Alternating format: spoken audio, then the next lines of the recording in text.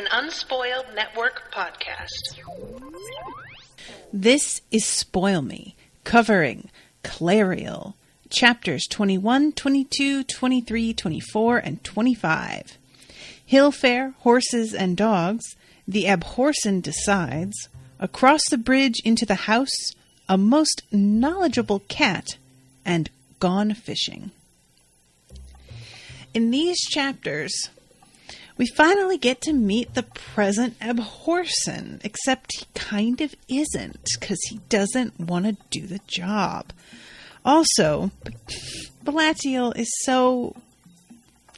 he's just kind of dumb. Belle, what are you doing? You should have listened to her. Welcome to Spoil Me.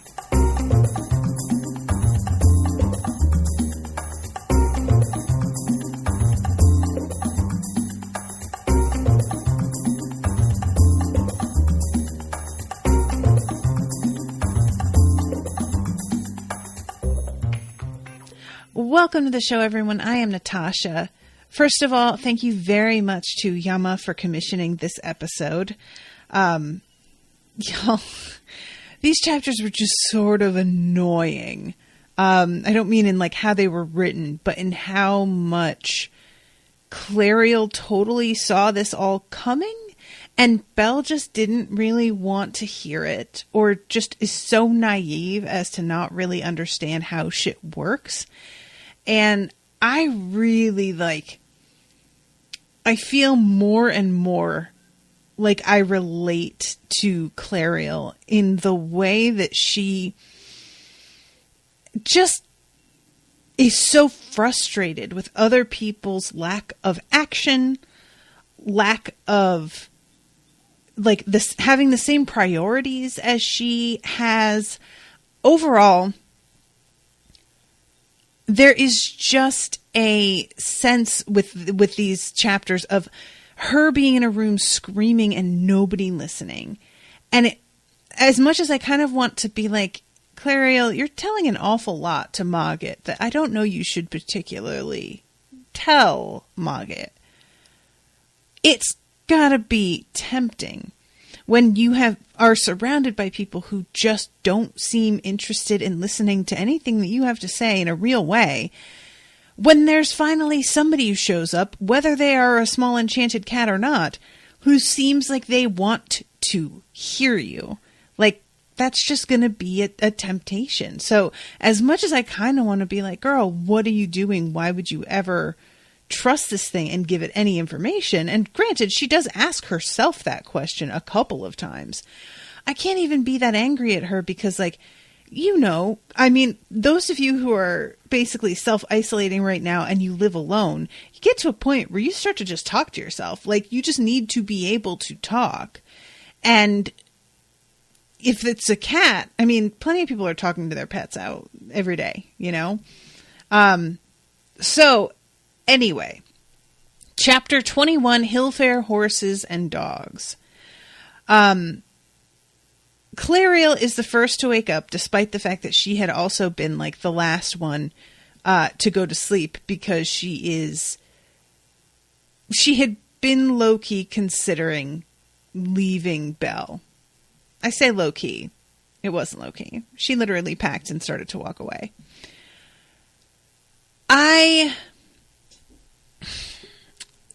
So this is a funny thing that has happened a couple times, and I'm wondering what Garth Nix is thinking with this.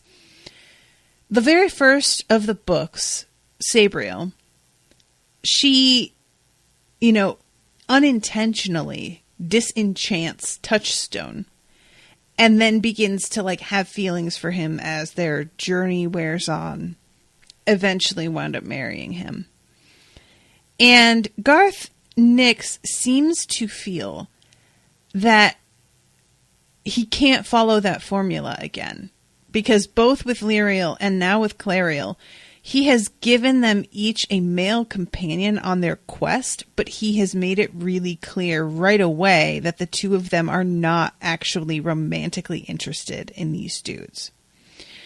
And I feel that has to be a reaction to maybe there being, and this is all conjecture on my part, but maybe those who read the first book got a little bit too fixated on the like romance of it or something. Or maybe he felt that like too many YA books rely on like a sort of weird romance and he didn't want to fall into that trap. And I bring this up not because I have a problem with the fact that she's not into Balatiel. I actually find it kind of fascinating that she's not particularly interested in anyone, but I do remember Lyriel also kind of like being, you know, uninterested in the men that were obviously into her because she was beautiful and very distinctive looking. And I wonder why Garth Nix feel like it seems like between Lyriel and Clariel, they seem to have in a lot of ways a pretty similar reaction to the idea of romance or sex. I mean, granted, Clariel is in a different place because she has had sex before and just kind of did it because she felt like she should see what she was missing, realized she wasn't really missing all that much, and then decided that she wasn't going to do it again. And Lyriel never actually followed through with it at all. But I wonder what it is that makes Garth Nix sort of seem like a little bit afraid of this sort of thing, because it's not like like I said, he had romance in the first book, so I don't really think he's afraid of it, but he seems to do as much as he can in the later books to put a big clear sign up that's like, do not expect romance out of the gate. And it does feel a little bit weird for me to have it be so pointed both between Lyriel and Clariel. So I just wonder about that, you know? And like with Lyriel, I guess I sort of expected that, like, you know, she was going to be on her quest with the dude who winds up being like her nephew or something. He winds up being related to her. But that maybe eventually she might meet somebody that she was into. And that sort of doesn't, like, the story ends with her still being like focused on this thing that she just went through. And that never really begins to be a development. And I may just not be at the spot where that does begin to be a development for Clariel. He might not handle this the same exact way. But the conversation that Clariel has with Belle is just a little bit reminiscent to the thoughts that Lyriel had, but didn't say aloud when, what was the name of the kid that she was with? Sam? But she, you know, Lyriel doesn't actually say to him, I'm not into you. I'll never be into you. She just does as much as she can non-verbally to discourage him and make it clear that she's not into that. By telling him that she's older than she is, eventually letting him know that they're related. Like, so the conversation with Belle where she's like, look, I know that you want something else and I am not going to give it to you. And I need you to not hold on to hope that I'm going to give it to you, because I'm not interested in romance at all. Not with men, not with women, not with anybody. You know, I was sort of like into the idea initially. And then the more we go on with this and the more consistent her saying this becomes, the more I realize that we have kind of seen it before. So, you know, the main thing for me is wanting to know Garth Nix's like motivation behind writing his characters this way, and writing the boy characters to always be interested and needing to be rebuffed. Because I'm a little disappointed, I have to admit, that despite there being a girl that's clearly interested in Belle, he's still pulling the like, oh, well, I'm used to being told just friends, don't worry about it, in this morose, self-pitying sort of way. When we know that there's somebody who's into him, I mean, Clariel brings this girl up and he tries to pull the whole like, well, she's not like you kind of thing, which just, you know. And I, like, is this something that, like, it would be one thing if the girls were rejecting the dudes because they genuinely were like, I'm not into you specifically. I still like men. I'm still into men, but you are just not my type. But to have them be rejecting these guys because of a lack of any sort of interest of the kind, and an almost like instinctive reaction of aversion at realizing that a man is looking at them in a speculative sort of way. It just, again, seems like a very particular way to write a thing. And I just am so curious why he has chosen to handle it this way. So I just wanted to get that out of the way off the top. Because like I said, I don't need romance. I am not a fan of romance in most books. I don't feel like it's done well a lot of the time. I'm reading a book series right now where there is a woman who frequently like sleeps with men, but is not romantically entangled with them. And that I can deal with. So I'm not here trying to be like, oh, I want something to happen between them. I want romance. It's more how Garth Nix seems to be like showing us something about himself without necessarily intending to. That's what I'm really interested in. So anyway, I'm getting ahead of myself here because we obviously are not at that conversation yet. But yeah, she is telling him, he says, we can have a proper meal at Hill Fair. The Abhorsen doesn't stint anyone at his table. And Clariel says, what about his prisoners, as I am like to be? And Belle is like, what are you talking about? You're related. There's no way you're going to be a prisoner. And Clariel's like, if he thinks that my mother actually is alive and has agreed to like help Kilp and whatnot, that isn't going to look great for me. And also, he thinks my mother killed her brother, and gives him like a brief explanation of the whole thing with her brother having been like inhabited by something.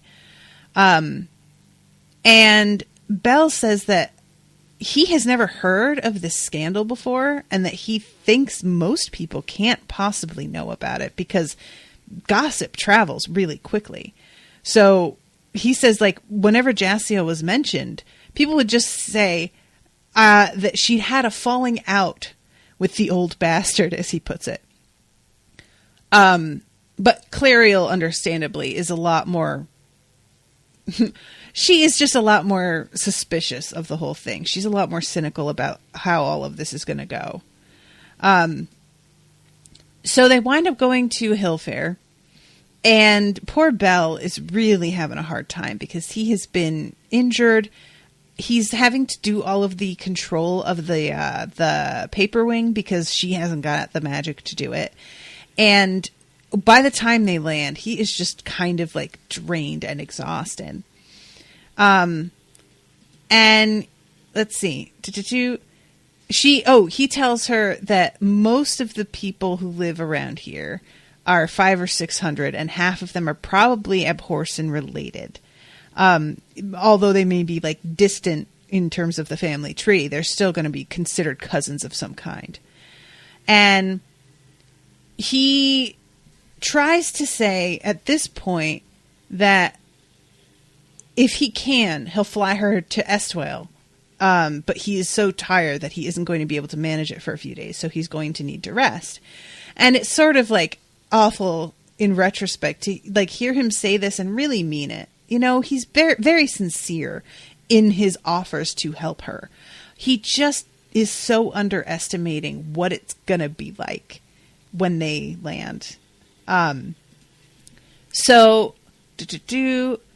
Let's see. She says, you've been a good friend. And this is when he blushes and mutters something about mere friends. And she realizes that the way he says it, she was intended to hear it. And decides to finally just be like, you're a good friend. And this is when they have the conversation. And I love her saying, think about the situation I'm in. How could I be thinking about kissing and bed games with everything that's happened? Belle was silent. Evidently, he had no trouble thinking about such things at all, at any time. So this is kind of what I mean, is that I feel like Garth Nix keeps writing the men to be like much more sexually adventurous than the women, or open or active, in a way that I just like, I guess I find it a little frustrating, because there is this sort of, and I don't think that he means it to come across this way, but indulge me here. There is this sort of conceit that a lot of men have, where if a woman is not interested in you, it means that she is a frigid bitch or a lesbian. And that's kind of like low-key what I feel like Belle is thinking here. I mean, the first thing he thinks when she says, I'm not interested in men, is that she must be a lesbian. And we know from in her head that the term frigid bitch is probably the next closest accurate thing. And, you know, not that that is fair. People who are asexual exist, and they are not frigid. They just don't give a shit about sex. And that's fine and valid.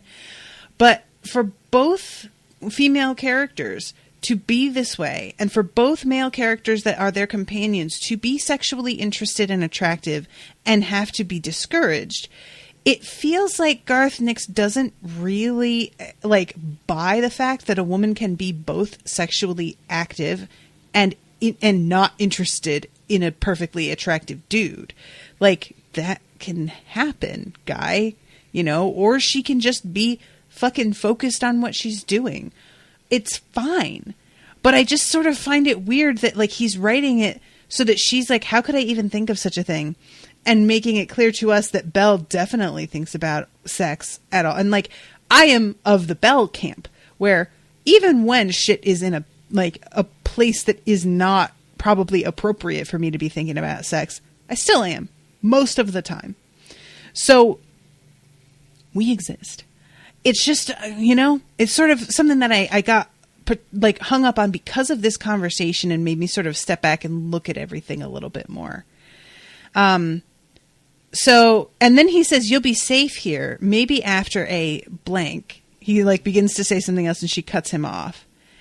But he really seems to think that despite her being like, I'm not interested, that her saying, look at what's happening with me right now. How could I be? He's then fucking doing the, well, you're saying I've got a chance, because now he's trying to act like if she weren't in this situation, maybe she would feel differently. So she again has to fucking spell it out. I am not interested. You are a friend, and I value you. I need you. That's it. But she just keeps on looking at him, and the fact that he's acting like really optimistic about this and not sure that he actually is hearing her. And I just, you know, I can't blame you, Clariel. It doesn't really sound like he's fucking listening. Yama is in the chat saying, LOL, true that. It makes me think of, there's a line in Sex and the City where Miranda, she has had a baby who has grown up enough that he's like going to school, I think, and she has to wear a costume for some like school event. I think it's for school. And she's like talking to Carrie about finding an appropriate costume, and she says, the only two things I can find are Wicked Witch or Sexy Kitten. And Carrie says, ooh, you just said a mouthful there, sister. So yeah, that's kind of what I'm feeling like. We need to have these women be either competent and powerful and focused, or interested in romance, but they can't be both. And it's weird again, because Sabriel was interested in both. We saw that he does this, and I just don't really know why he seems to have turned a corner and feels like he can't anymore.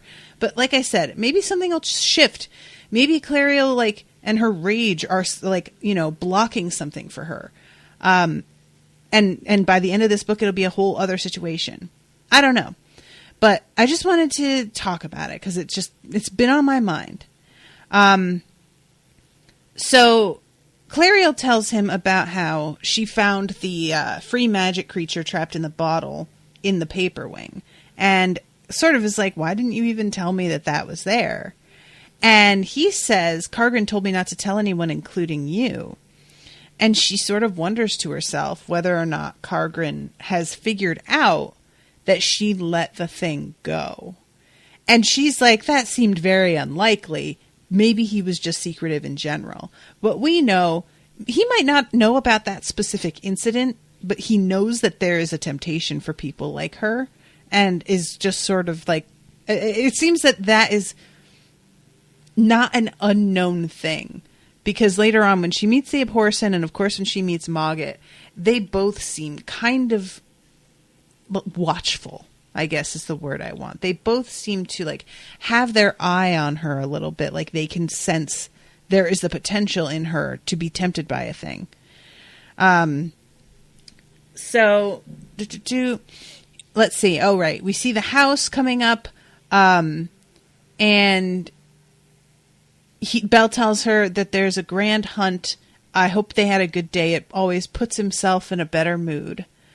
And he says that, let's see, where's the spot? Here it is.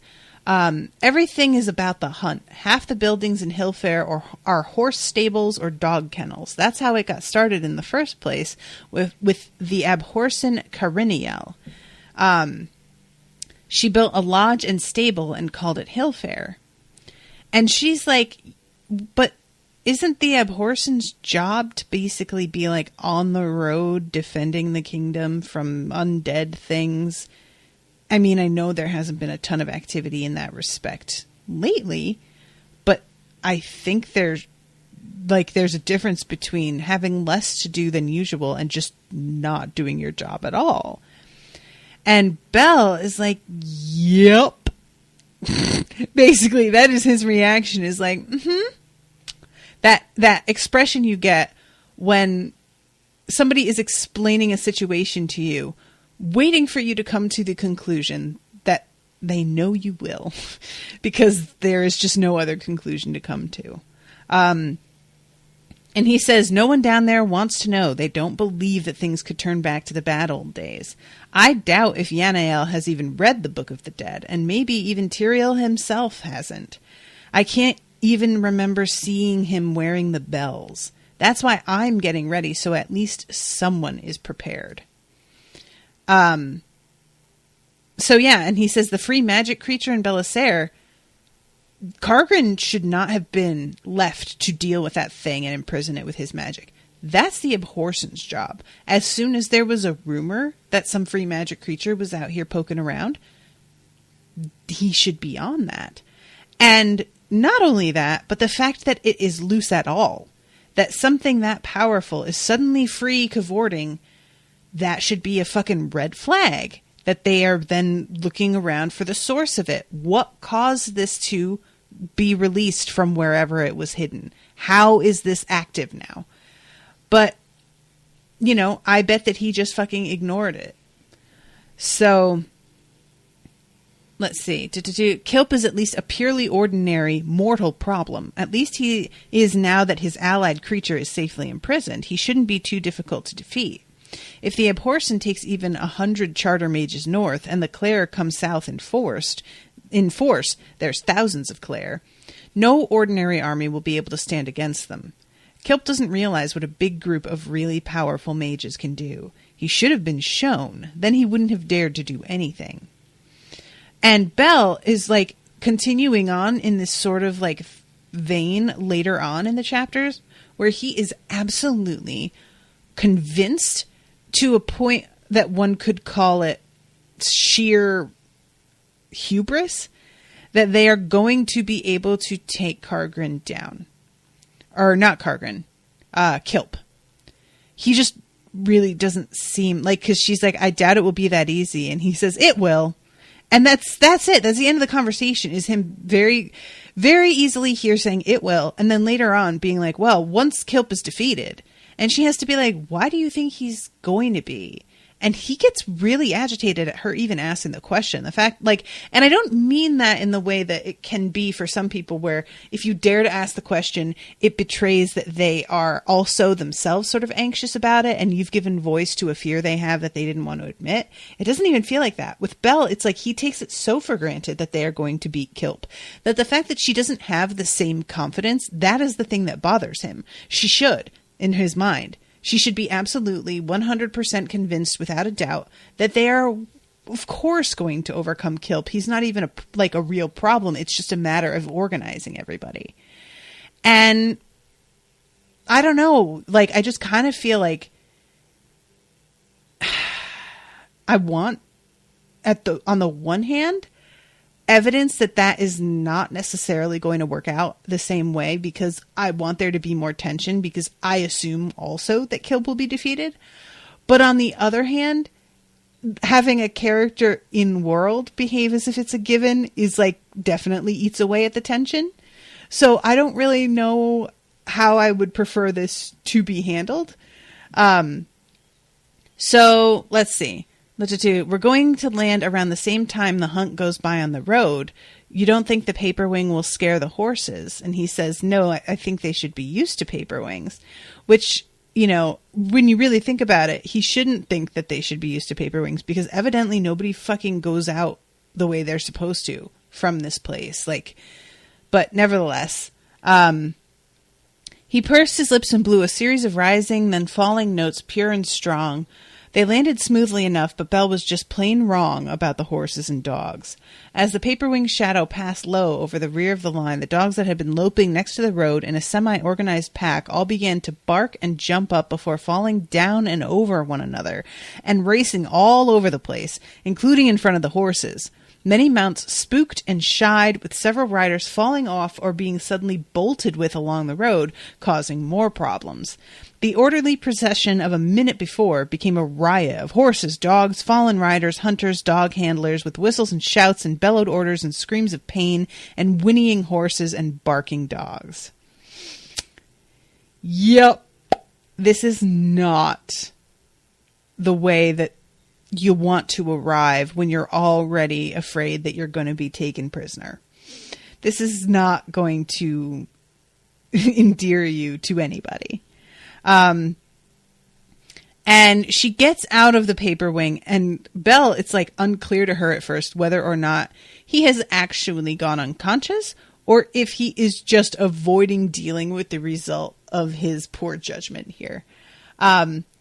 But yeah, the people are coming at them to, quote, greet them, but they all look very fierce and not excited about this.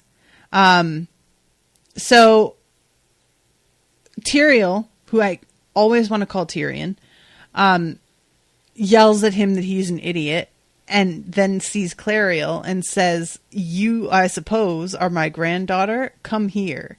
And he's like on his horse and she's standing, so he can reach down and touch the charter mark, but she cannot do the thing in response that she is supposed to do, touching it back. And I feel like that's a real power play on his part that I don't like. There's something about the fact that she doesn't get to sense his charter mark that makes me feel maybe he has been fucked with. And if she had touched his charter mark, she would be able to sense that, but she can't. And he has a perfectly good excuse for her not being able to hear. It's just a moment that kind of rang some alarm bells for me. It's like, it seems like a really casual, like, oh, they just, they weren't positioned to do it. But if he were interested in greeting her properly, he would get down off of his horse and introduce himself and have this moment with her. And he isn't doing that. And I feel like that's purposeful. So Clariel explains that Belle is wounded, and Tyrael is like, yeah, I had a message about that. But he's like super not concerned. He can't be too sorely hurt if he managed to get here, to which I'm like, you might not be hurt when you head out, but you can get more injured as you go. And what is he going to do? Stop? Just not show? Like, if he got here and he's passed out, maybe it's a little serious. Just thinking, like a fucking sane person. Just, pardon me. So Clariel mentions the free magic creature in the bottle. Tyrael is like, oh, fine. And he says cursedly inconvenient and tells her to pass it up. And she's like, I can't touch it. And he gets irritated about that yet again, gets off his horse and grabs it. And then he tells Yanael to go and basically bring her to the house, to the castle, to the whatever you want to call it, manor. and get her bathed and dressed and then bring her to me when you're done. And Yanael is really cold to Clariel in a way that is, it's unclear to Clariel whether it's personal. She is sort of having this like feeling that it's like either rudeness because of the way she arrived, rudeness because maybe Yanael is just rude and maybe that's just what she's like with everybody, rudeness potentially because of who her mother is and what happened there, or I'm wondering if there isn't a bit of berserker in her and she's like holding it back. And that's part of what makes her have sort of like a short manner of speaking. Clariel reluctantly got up behind her on the horse. She did not feel welcome, but it was worse than that. She felt like she was about to enter another prison. There might not be endless walls like Belissaire, but it would be a prison sure enough. She winds up being 100% right. And meanwhile, Belle is probably having a totally different experience. And he grows more and more like feeling guilty about the way that Clariel is being treated and how correct she was. And that he basically got her into this situation. So let's see. They kept going along the road. Get down, said Yanael, once again allowing Clariel her left stirrup. Follow me. Clariel opened her mouth to protest her aunt's rudeness, but shut it again. There seemed little point, and there was always the slim possibility that Yanael was always like this, and it was not meant to be insulting. A porter opened the front door, a tall gate of pale timber, which was adorned with hundreds of small keys of beaten silver, or to Clariel's trained eye, more like some cheap silverish alloy. And she gets led through the house. There's like the Great Hall. There is a lot of description of how the place is lit with charter marks because there are rooms that don't have windows. And it says, oh, right. A great deal more light came from the thousands of charter marks embedded in the hammer beam roof high above, something that must have taken hundreds of mages years to place and would require constant effort to keep the spells at full strength. Just getting up there would be no small feat. That's fascinating to me, and I would really love to like learn more about that because thousands of charter marks placed by hundreds of mages like over the course of years, that's a hell of a project, you know? I'm just like super duper curious about how that looks. It's hard for me to even picture. I picture it as like a sky full of stars, but it has to be brighter than that, you know, because it like lights the room. So let's see. At the far end near the dais, the older woman opened a door and they went through the corridor. Private quarters for the main line of the family, said Yanael. Her face showed no friendliness or indeed any emotion. She might have been a superior kind of servant, giving directions to a not particularly notable guest. And she says, you will have your mother's old room. And Clariel has a bit of a reaction to this. Yeah, you know the person that just died? You know, your sister? And Yanael says, she's been dead to us for a long time. Her eyes flickered with brief emotion, quickly quelled. Just as my brother Teriel, who she slew, has been dead a long time. Third door along. And then just leaves her there. And Clariel has to take a second to calm herself down because she is so angry. I don't blame her. For somebody to just like, it's a combination of things. First of all, she's so wrong about what happened. And that's the main thing that's rankles, right? Like, you're just so wrong in so many ways. I don't know where to start.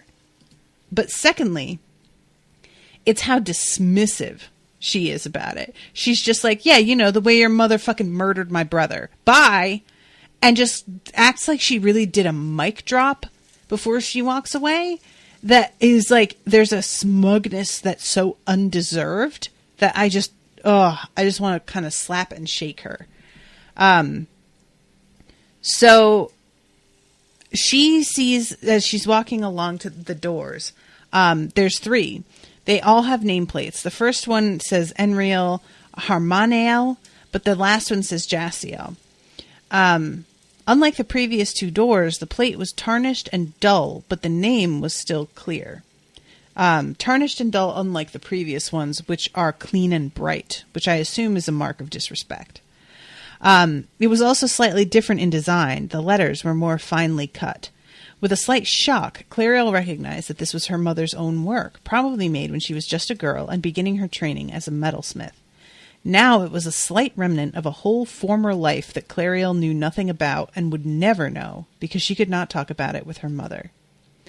This moment where she just sits there and thinks about how her mother is dead and she won't be able to talk to her is a very real moment. This is something that I try and tell people as much as I possibly can, but I know there's no way for them to understand what I'm saying unless until they actually go through it. I try to let people know your family will not only not be around forever, but will likely not be around for nearly as long as you think they're gonna be. We always think we've got more time. And that's just a cliched saying because you do. And my father died and he was I think 65. He was a young dude. Of course I thought I had more time. And the idea of knowing that you can never ask a person questions about their past the way that you maybe would have had you stopped and thought about their history a little bit more, that is definitely a thing that you encounter when you lose somebody. You begin to think back on what you know of them and wonder about stuff and realize that there is never, ever going to be a way to find that out. Whatever they went through died with them. And unless they kept meticulous fucking journals or something, you will never be able to get the answers to your questions. And of course, there's a lot of there's some discretion there where people don't want to ask lots of personal questions of family, but you can find out a good deal with them telling you general things about how their life went and what happened to them. And a lot of us just never really get around to that. We'll get little anecdotes of a grandmother being like, well, when we went through the Depression, such and such, or when I was a girl, we used to do XYZ. They'll say things like that, but you don't actually sit down and ask them to tell you what they went through, where they've been, the people they've known and maybe been in love with, the opportunities that they had that they either took advantage of or passed by or were denied. There is so much to a person's life, and you don't even realize that you want to know oftentimes until the chance to know is gone already. So I just really that fucking rang so true to me when I was reading this chapter, and I just got a little bit choked up because there is such a feeling of regret for me there, and I want more people to really hear me when I say, you know what, especially now, guys, if you're self-isolating and you are able to get in contact with family, do this now while you've got time. You oftentimes will intend to have these conversations, or maybe you just don't have time, and that's understandable. But we're in a place right now that maybe you can sit down and just be like, hey, so tell me about what it was like when you grew up. I was just wondering what you went through, and I was wondering about your life. And I bet you they will be so excited that you even asked. And you're going to have some pretty crazy stories, I bet, if they decide to open up and tell you the truth about stuff. So that's my piece of advice that I always give, and I will never stop giving. But especially now, when so many people are in a position where all they can do is talk afar to people that they care about, take advantage of that. This is the best possible time to do things like that. So anyway, She goes into her room, and it's like a suite. The first chamber was bare apart from a single chair that didn't look like it belonged there anyway. The inner chamber had a bed with no linen and a chest with a padded top that was empty. Beyond this room, there was a kind of antechamber entered via a doorway with a curtain rod but no curtain, which contained only a bathtub and a chamber pot. None of the rooms had windows, but they were quite light, again thanks to charter marks in the plastered ceiling and stone walls. So she's looking around, and all of a sudden there's a knock at the door, and a bunch of people come in. And they are carrying sheets and blankets and towels and chairs and a writing desk and a lounge and a mirror and baskets of clothes and basically everything that this room is missing to make it an actual, like, comfortable place to stay. They are on top of it, right? These people seem aware that they sent her into a room that was not prepared for her. And there's a woman who's sort of in charge of this whole thing. Her name is, her full name is Elsenael, but everybody calls her Elsie.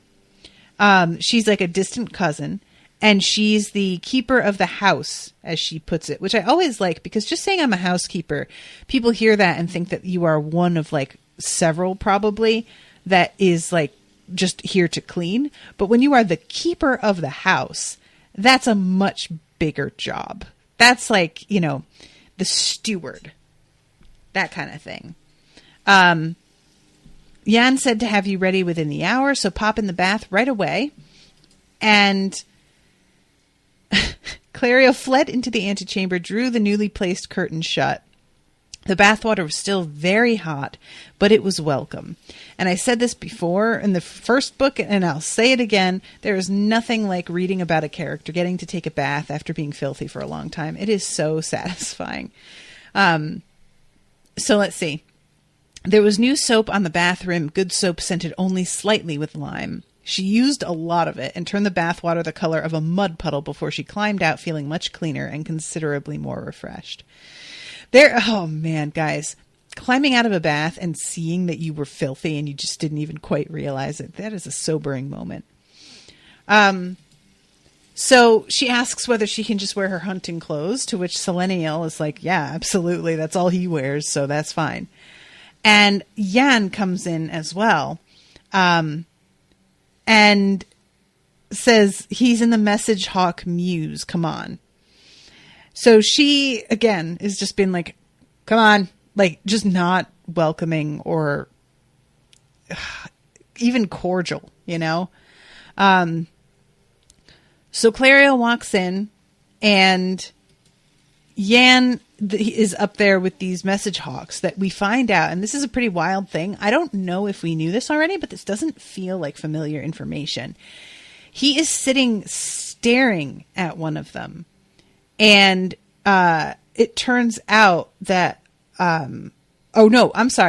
Tyrael is sitting at a writing desk reading a transcribed message, and a clerk is staring at the message hawk because he is listening to a confidential message that can be heard inside his mind, which is pretty dope. I wonder why he's the only one. Like, why wouldn't Tyrael listen to the message himself? I guess, like, my question there is, why do you trust what your transcriber is telling you is in the message? You know, like, I would want to just listen to it myself. And it's weird to me that he's sitting there reading the transcription instead of listening to the message himself and relaying it to a clerk who would then write it down for posterity, I guess. So he says, okay.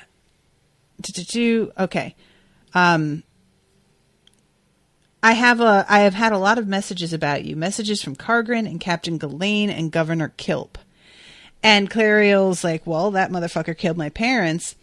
And Tyrael's like, well, yeah, you and Cargrin say that. Kilp says that she's still alive and that I should stay my hand and that my daughter is queen now, yada, yada, yada. And he tells her to tell him everything as she starts to get kind of like emotional and starts crying. and doesn't react in any way that indicates sympathy for her, grieving her mother. And Clariel is like, why do you even care? You thought that she killed her brother. Aunt Yaniel said she's been dead to you for years. He says, Yaniel feels deeply and holds on to pain. I do not, and as the years have gone by, I have wondered. Even now, I hold a small hope that Jaciel lives, that we might talk again, neither of us in anger. So that's an interesting moment to me, that he's sort of like, yeah, even though it seemed like she definitely killed her brother at the time, I have been reconsidering that position, but it doesn't feel like enough, It doesn't seem like, because the thing is that it was a result of somebody being taken over, somebody in their family being taken over by a free magic creature. And Tyrael has already demonstrated his disinterest in doing abhorrent duties. And when she killed her brother, who was possessed, what happened to that free magic creature? And why wouldn't anybody else be able to sense that this had happened? I feel like if you're good at your job as an abhorrent, you can feel that taint on a person that they have recently been taken over, I would think. But yeah, she asks him about what he's going to do about Kilp. And he's like, well, we have to consult the Claire and Ghislaine and Cargrin.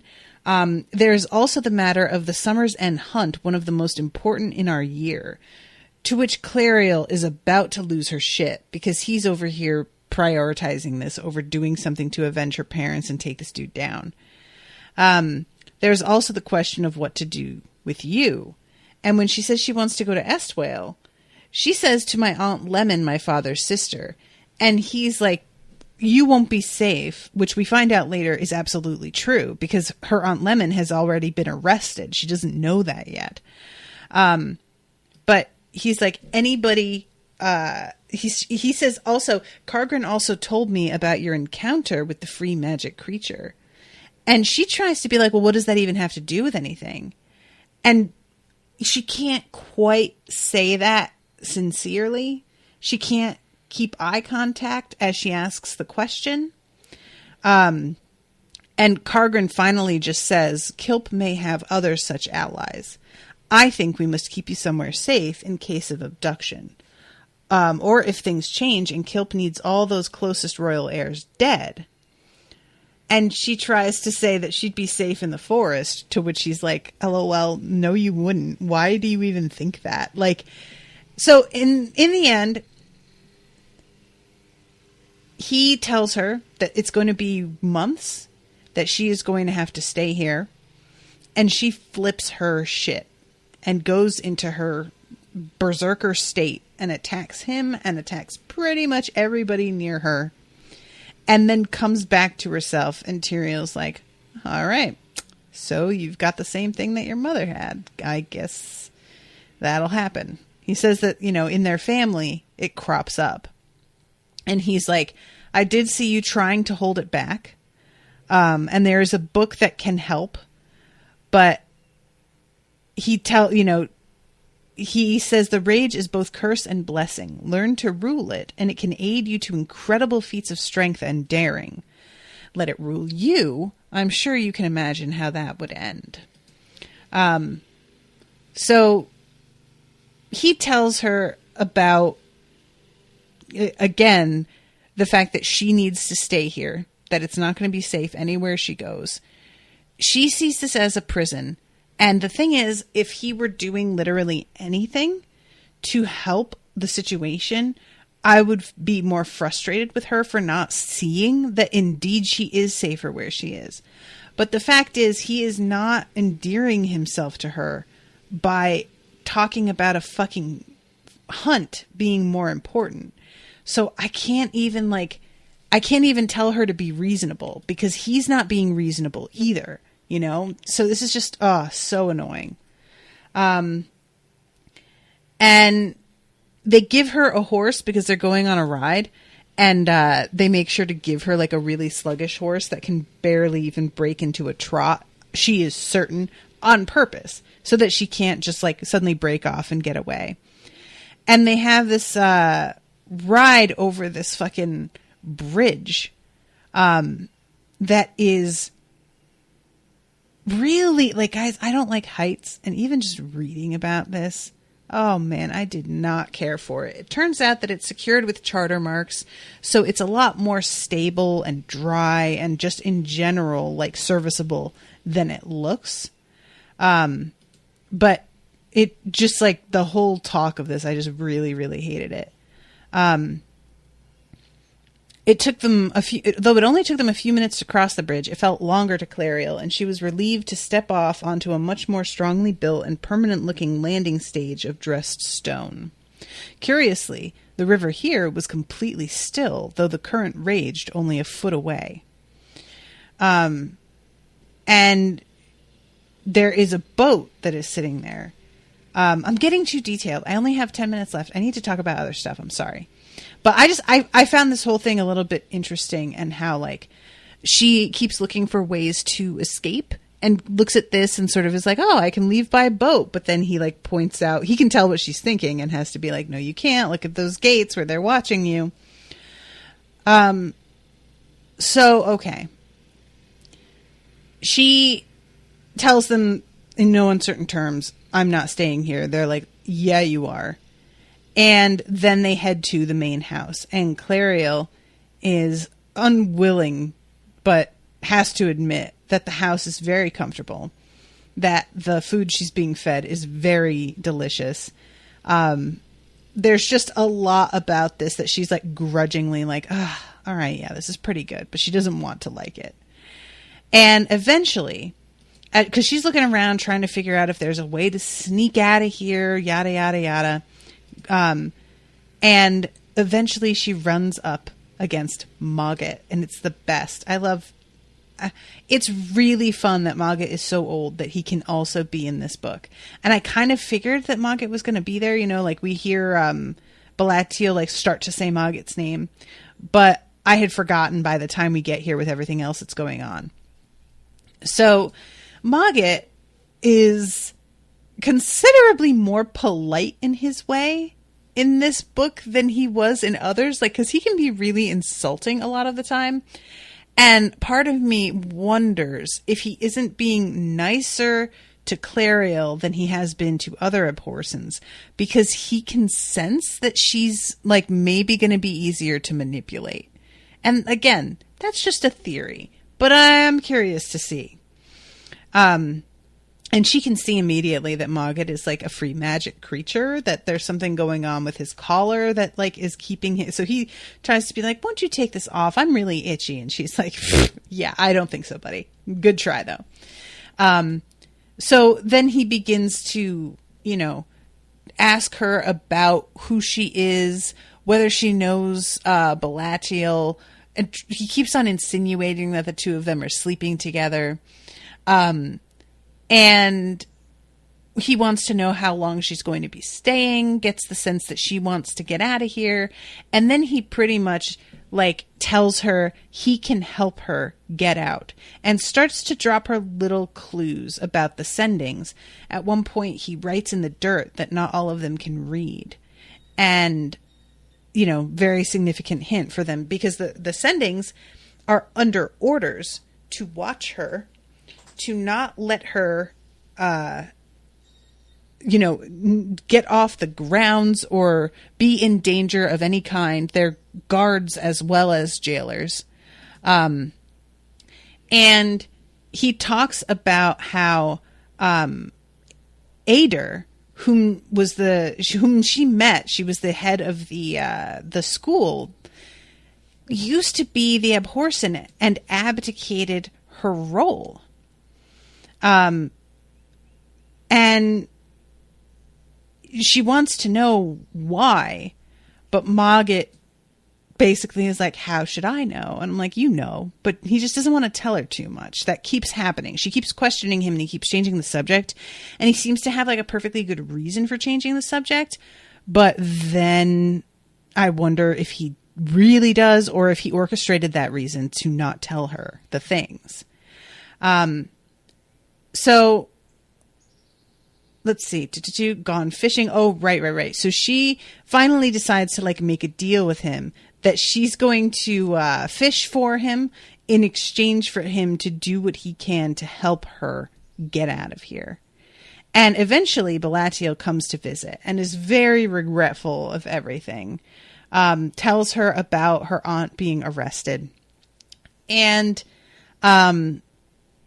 she asks Belle whether or not it would be possible to check for sure that her mother is dead in death, which she had also asked Tyrael, but, you know, it's hard to take his response seriously. And Balatiel's like, I mean, you could, but the chances of her still being within the gates that we could search is very low. Probably she's gone through already. And Clariel, when he starts to tell her about how much Tyrael is avoiding his responsibilities, she calls him a coward. And Balatiel's like, it's really not that simple. It's just the abhorsen stuff he is like just totally unwilling to deal with. And this means to her, basically, this guy is not going to be relied on for any help, which I'm not mad at her for thinking that. That makes total sense to me. So this whole thing is, like the whole conversation is like basically her pushing Belle to tell her the truth about whether or not she can rely on her uncle, and Belle unwillingly telling her really that she can't, and also being like, oh, BT dubs, I'm sure it's all going to work out, and unfailingly trying to see the like silver lining and be positive. And it's just like, she's not here for it at all. You know, she just be honest, dude. I know that you want to think things are going to work out, but nothing about what you're saying to me indicates that's true. So he leaves after telling her like, there's nothing you can do. And Clariel is like, kind of, she's like, I mean, he's not wrong. And then is like, there is something I can do though. If nobody here is willing to help, there is a major power in a bottle that I have already almost subjugated that could help. And maybe that's what I should do, since nobody else seems fucking interested in stepping up. And I gotta be honest, as much as a big part of me wants to be like, no, Clariel, don't. Stop. Don't. Come back. Another part of me is like, oh, I really want to see what happens, though, if you do it. Like, I'm really curious. So that's how that chapter ends, is with her thinking that over. And Mogget is also really interested to hear that she, like, managed to stop this free magic creature, and she says something about how it had like blades for limbs. And when she says that, Mogget seems to really zero in and pay attention in a way that he hasn't before, which indicates to me he either knows what this creature is or knows what that signifies or something. So I'm going to wrap up. But thank you very much again to Yama for commissioning this episode. I'm really, really enjoying this book a lot. And I'm interested to hear what you guys all think about like the relationship stuff and whatever. But of course, there may be spoilers, so maybe you can't. But yeah, I will be seeing you all again soon with a new episode. So until then, toodaloo, motherfuckers.